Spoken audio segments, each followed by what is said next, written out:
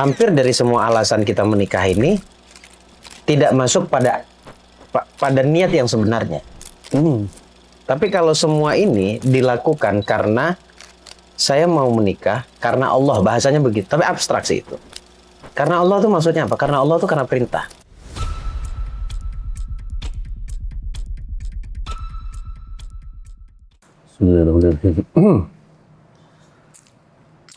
Ngopi Mas Gus. Selalu. Every morning. Every morning ya. Saya tidak bisa memulai hari saya tanpa kopi. Apalagi kopi Pontianak. Wih. Aku juga semenjak di sini nih Mas Gus ya. Mulai doain ngopi. Mulai dan ngopi. Setiap pagi juga wajib kopi nih. Enak gak? Asik. Kopi susu, ya kan? Dengan racikan tanpa ampas. Asli kopi Pontianak, Mas Gus. Soheh, asli banget. Oke. Soheh. Asli banget. Dan benar banget. Tayyib. Toyib ya. Valid. Al-Valid. Oke. Sebenarnya yang membedain kopi Ponti sama kopi yang lain itu apa sih Mas? Kepekatannya dan aromanya. Kita ngopi Pontianak itu Mas. Kopi Pontianak maksudnya. 1-2 jam setelahnya masih membekas di lidah. Iya, rasanya. Betul. Jadi memang yang dicari itu kesan setelahnya. Aftertaste-nya ya. Ya, sama seperti percintaan itu kan bukan bicara saat pacaran, tapi kesan setelah pacaran apa? Itu. Oke. Nyambungnya bisa ke situ ya. Oh iya dong. Ngomong-ngomong soal percintaan nih Mas Gus. Kita kan beberapa waktu yang lalu ya di konten sebelumnya juga sempat ngebahas soal luka batin finansial. Gitu. Sebenarnya untuk di kondisi luka batin percintaan nih, apakah kurang lebih gambarannya sama atau ada hal-hal yang memang ngebedain banget nih antara luka batin percintaan dan finansial, Mas Gus?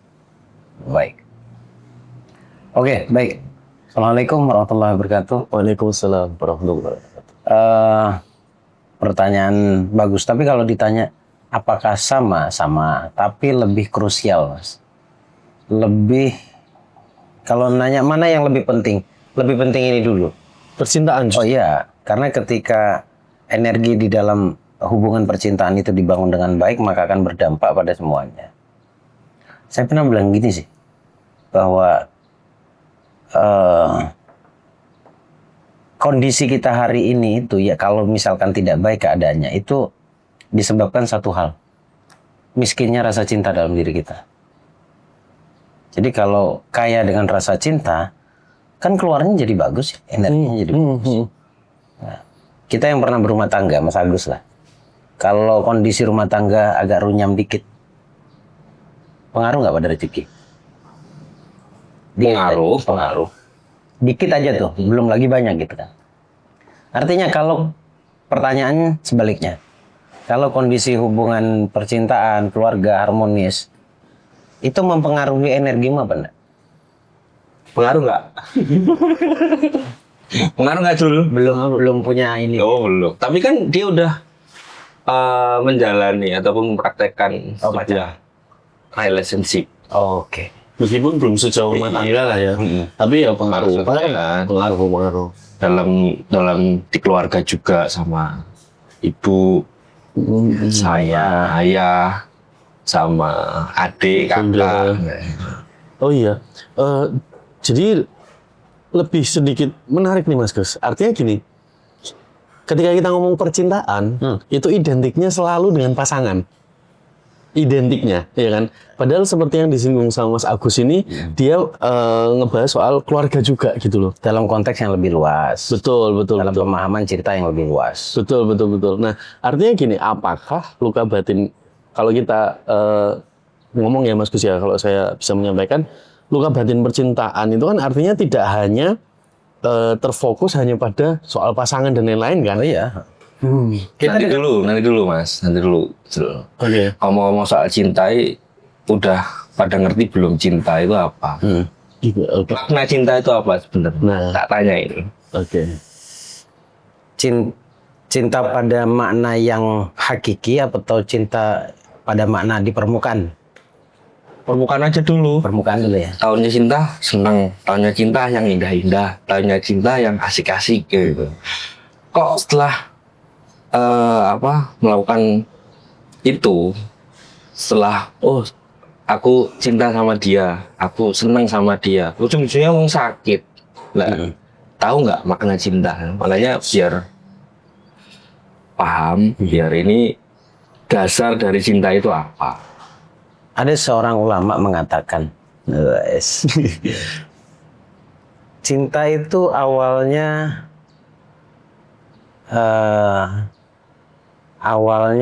hangat, ya kan? Awalnya dingin. Cinta itu awalnya dingin. Kemudian semakin diselami semakin hangat. Semakin diselami dia akan membakarmu tanpa sisa. Itu kata ulama. Kalau di kacamata hakiki, cinta itu hanya bermakna satu, pemberian. Dengan tak mengharapkan untuk dibalas. Dan itu hanya Allah kepada kita, orang tua kepada kita, guru pada kita. Oke, guru buang deh, gak usah deh. Orang tua kepada kita. Itulah ekspresi cinta yang sebenarnya. Jadi kalau tanya cinta itu apa, coba bayangin seorang orang tua kepada Anaknya. Tapi yang dipahami sekarang, orang yang mengatakan cinta, dia pengen mendapatkan imbal balik dari dagang. cinta itu. Konsepnya konsep dagang. Kalau masih kayak gitu berarti belum cinta. Fatrul banget ini. Ngawur. Cinta yang dikemas, sebuah rasa yang dikemas dengan kemasan cinta, sebenarnya bukan cinta. Kayak beginilah, saya cinta ke istri saya pasti akan marah dan keberatan kalau dia tidak bisa membalas sesuai takaran cinta yang pernah aku berikan. Pertanyaannya, itu cinta apa bukan? Bukan. Tapi di permukaan itu dimaknai cinta. Di permukaan itu dimaknai cinta. Jadi sebenarnya itu cinta apa bukan? Bukan. Tapi dilakukan. Tapi dilakukan. Kenapa? Ketika cinta dipahami seperti itu, fix dia akan, atau katakanlah dia sedang manifestasi masalah. Kan cikal bakal masalah kan muncul karena tidak ada keseimbangan menurut dia. Kalau aku kasih 1, kau balas 1 dong. Ya kan? Kalau aku kasih 10, kau harus 10. Kalau dibalas 5, nggak bisa dong. Nggak terima aku. Kan gitu, kan gagal. Bukan kesenangan tapi malah masalah yang didapatkan. Bukan kebahagiaan malah masalah yang didapatkan. Saya bilang pasti. Dan pasti. Pasti. Valid. Wih, Jrul. Tapi ada obatnya nggak di sini nih? Ada. Kita pindahkan pada cinta yang hakiki. Maksudnya begini. Berhubungan dengan seseorang, coba sadari bahwa itu adalah sebuah perintah dari Allah. Menikah perintah nggak? Perintah. Perintah. Menikah itu perintah. Bahkan dijelaskan menikah itu salah satu pembuka pintu rezeki. Itu Quran yang bilang. Terlepas mau percaya atau tidak, ya kembali ke individu masing-masing. Bahwa ketika menikah Allah bukakan pintu rezeki yang baru. Tapi banyak yang setelah menikah Malah chaos. malah chaos. Karena niatnya tadi. Bukan salah pernikahannya kan? Karena niat tadi. Niatnya bukan karena Allah. Ini saya yang pernah gagal. Mungkin jenengan pernah. Orang kalau menikahnya, karena kalau di tradisi kami para santri itu, menikah itu biasanya karena keturunan. Oh iya, oke. Gitu ya. Oh ini keturunannya bagus, mau kita menikah dengan dia. Padahal nggak ada jaminan juga apakah ini akan membawa pada kebahagiaan atau tidak. Ya kan? Menikah karena cantik. Kalau kita laki-laki memilih perempuan. Kalau perempuan memilih laki-laki, menikah karena ganteng. Menikah karena mapan, karena punya duit. Menikah karena A, B, dan C, dan seterusnya. Hampir dari semua alasan kita menikah ini tidak masuk pada niat yang sebenarnya. Tapi kalau semua ini dilakukan karena saya mau menikah, karena Allah, bahasanya begitu. Tapi abstraksi itu. Karena Allah itu maksudnya apa? Karena Allah itu karena perintah.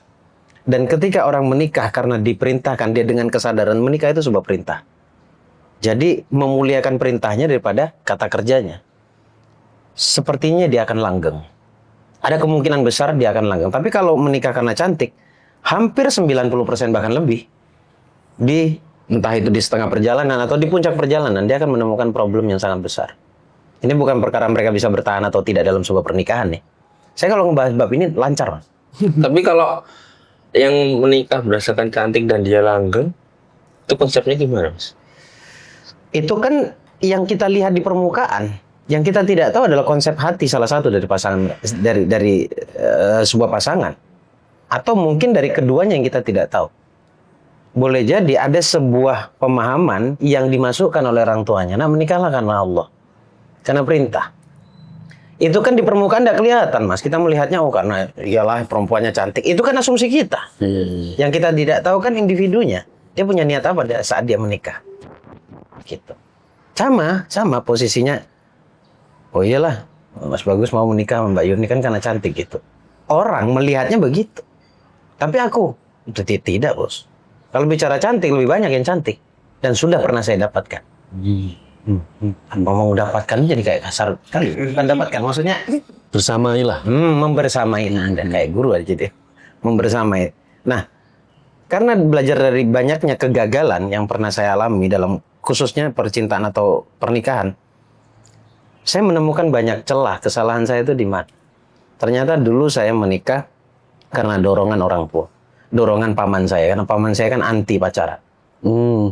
Kamu bawa anak orang begini-begini. Nikahin besok. Saya mau tahu. Pergi ke pasar cari cincin. Itu pun jangan sampai ketemu setelah nanti kamu nikah. Sebegitunya. Keluarga dalam kan begitu memang. Nah. Kayak karena desakan ya. Saya nggak bertahan lama. 5-6 tahun. Menikah berikutnya. Ya karena something lah. Bukan karena Allah gitu. Saya agak nggak mau membahas yang ini karena bukan karena saya sakit hati, bukan. Saya menjaga istri saya gitu. Yang ketiga, yang terakhir maksudnya dengan Mbak Yuni, itu saya belajar dari banyaknya kesalahan sebuah tujuan. Nah kesininya setelah sama Mbak Yuni, sebelum saya menikahi Mbak Yuninya itu, saya niatkan karena Allah. Karena ada sebuah diskusi panjang sama Kiai. Kayaknya kamu perlu lurusin niat lah nikah itu. Dulu kan karena ini, kedua karena ini. Nah menikah itu karena Allah. Nah. Kalau karena Allah, minim masalah. Ada masalah tapi minim.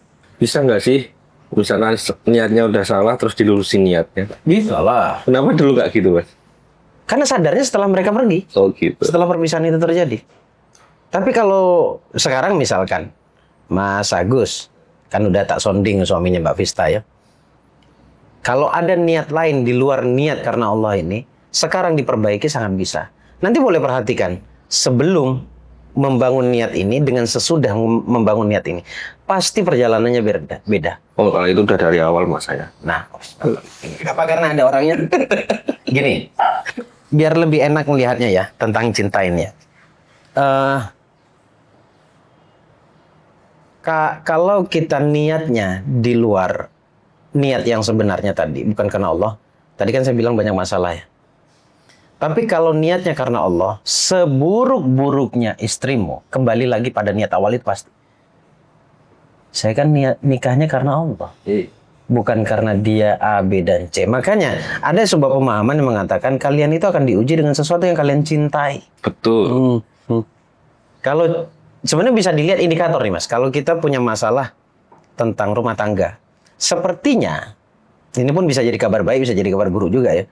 Sepertinya kita terlalu menyimpan cinta tuh sama pasangan kita. Bahkan saya sering bilang, cintai saja istrimu berlebihan. Gudo. Makanya, muka-muka istri saya lihat juga Mas ini. Lihat dan mendengar. Menatap dan memperhatikan serta memantau dengan tajam. Setajam silet. Kayak keluar asli nih isu-isu. Gitu, jadi kalau saya menemukan keburukan istri saya kembali lagi. Jangan aku menikah bukan karena dia kok. Betul. Bukan karena Allah. Cuma Allah memilihkan dia orangnya. Untuk meluruskan niatku, menyempurnakan niatku. Karena Allah, Mas. Ingat bahwa menikah pernah diperintahkan oleh Allah. Dan diinformasikan kebaikan bahwa dengan menikah engkau membuka satu pintu rezeki baru. Dan dicontohkan oleh Nabi ya Mas. Dicontohkan oleh Nabi. Dulu cepat menikah. Menikah. jangan terlalu cepat, tapi Kita banggain aja jodoh aja. Seganteng ini belum menikah.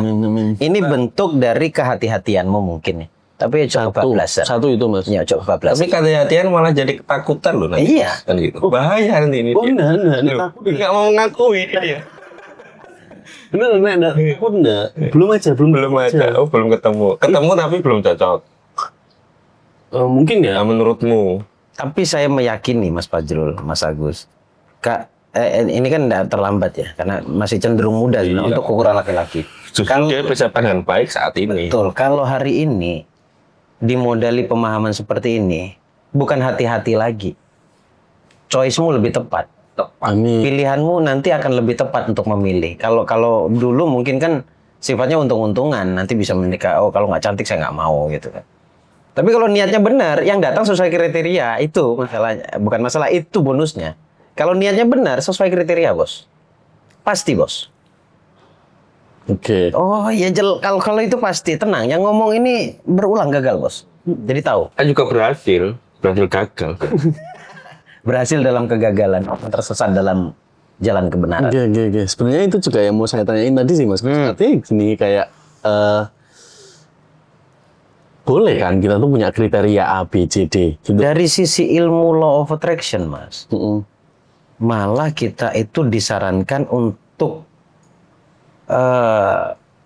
nge-breakdown orangnya itu seperti apa yang kita inginkan. Oke. Saya cerita dikit ya sebelum masuk ke problem ya.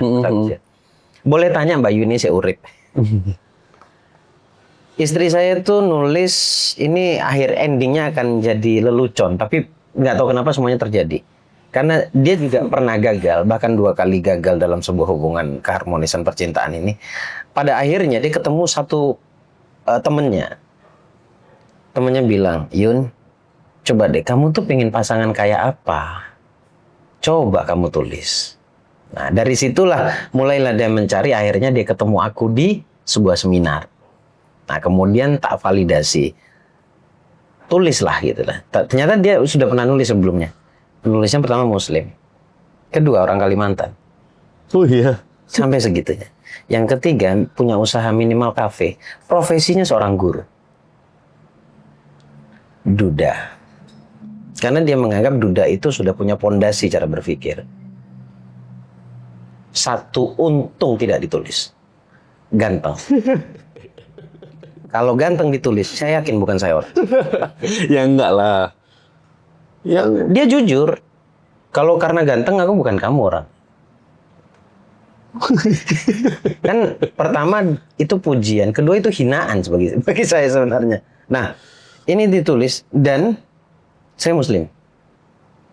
Saya orang Kalimantan, Pontianak, valid kalau itu. Saya pengusaha, punya kafe kala itu. Yang ketiga, saya berprofesi sebagai guru. Semuanya kena kan? enggak. Nah, saya pun menulis sebelum ketemu dia tepatnya di bulan ke-7 setelah saya pisah. Saya ngitung banget tuh karena setelah saya cerai dengan yang kedua ini sampai ke bulan 9 Iya. baru saya menikah 9 bulan. Jadi saya tidak berhubungan dengan perempuan manapun. Masuk bulan ke-7 di situ saya baru merasa bahwa saya sudah baik-baik saja. Karena sudah penyembuhan kan. Saya tulis dari mulai rambutnya sampai ke karakternya. Jadi kan tulis juga itu. Tulis juga. Ketemunya Mbak Yuni ini. Ketemunya Yun. Dan sesuai mas. Sesuai. Dan bahkan saya menulis perempuan ini akan mengajak saya untuk tinggal di Jawa. Spesifik itu. Spesifik itu. Dan itu terjadi ya mas. Dan itu terjadi. Kenapa sih kan kenapa kok harus spesifik gini? Kalau kita menulis akhirnya kita mendapatkan gambaran sehingga kita bisa memvisualisasikan itu. Itu kehebatan dari Maksudnya? setelah kita tulis itu kehebatan dari manifestasi. Manifestasi bawah sadar, kekuatan bawah sadar. Lagi-lagi kembalinya ke situ. Sepowerful itu ya. Jangankan itu kebaikan, keburukan saja bisa kita gambarkan. Makanya bisa menggambarkan, aduh, saya nanti kalau 5 tahun ke depan begini, itu kan menggambarkan ilusi yang kita ciptakan. Karena saya tahu kekuatan bawah sadar itu saya gunakan untuk memikirkan yang baik. Oh iya, perempuannya harus kayak gini nih. Gitu. Seperti itu. Ngomong cinta lagi itu, tanyakan apa yang memang belum kamu dapatkan. Dan kembali ke tadi ranah cinta yang sebenarnya itu seperti apa. Tidak ada kita dalam mengatakan cinta itu meminta sebuah imbal balik. Artinya imbal balik ya nggak boleh berdagang di situ karena dampaknya akan ke kejahatan atau Iya. Ya, mengundang ke banyak kesialan. masalah. Jadi kan malah jadi masalah. Nah, di situ. Tapi begini, ini riset sih ya, ini bab riset. Saya nggak tahu ini terjadi nggak pada semua orang. Tapi kalau niatnya awalnya sama seperti yang saya niati, kayaknya sama. Misal, ini niatnya karena Allah bukan berarti nggak ada masalah ya. Ini perlu digarisbawahi. Ketika istri berulah sehingga mengundang atau membuat kita marah, lalu kita kembali lagi pada niat awal, kemudian kita cooling down dari kemarahan kita, sepertinya Allah menegur dia lewat hati. Karena ada banyak kejadian tiba-tiba Mbak Yuni minta maaf, tiba-tiba dia merubah habitnya tanpa harus saya ngasih tahu. Ternyata kalau niatnya karena Allah, Allah ikut andil di situ. Kan hati manusia digerakkan Allah. Ini sekali lagi ini bicara iman. Kalau logika letakkan dulu karena bicara iman. Nggak tahu kenapa aku jadi ngerasani bojoku kali ini. Tapi ini cerita ilmu soalnya. Dia itu kayak berubah, Mas. Nggak perlu aku nasihat, aku cukup diam. Tiba-tiba iya ada perubahan, dia seperti ingin menyampaikan sadar bahwa dia salah. Tapi nggak secara ucapan. Padahal kalau seorang istri itu kadang-kadang ya banyak apapun itu benar. Bagi Yang nggak paham loh ya. punya kecenderungan memang. Nah, kita kalau paham ilmu ini, kita akan memahami sebenarnya. Tapi bukan berarti ketika kita paham istri bisa sembarangan. Karena ini cuma kayak bom waktu aja gitu. Gitu. Ya, harusnya saya ngomong kepada istri-istri ini. Kalau kita punya rasa ketidaksukaan pada cara orang tua kita ke kita, khususnya laki-laki ini berarti kepada ibu atau bapak sekalipun, tapi besar persentasenya pada ibu. Ibu itu sedang menerjemahkan lukanya kepada kita. Lagi-lagi tuh, luka batin tuh membawa pada pengulangan luka yang baru. Berpola. Pasti berpola, pasti. Kalau ini salah, Mas, dari dulu dibantah orang, Mas. Saya udah hampir 10 tahun ngajar. Orang pintar itu adalah orang bodoh yang terus belajar. Sementara orang bodoh itu adalah orang pintar yang berhenti Berhenti belajar.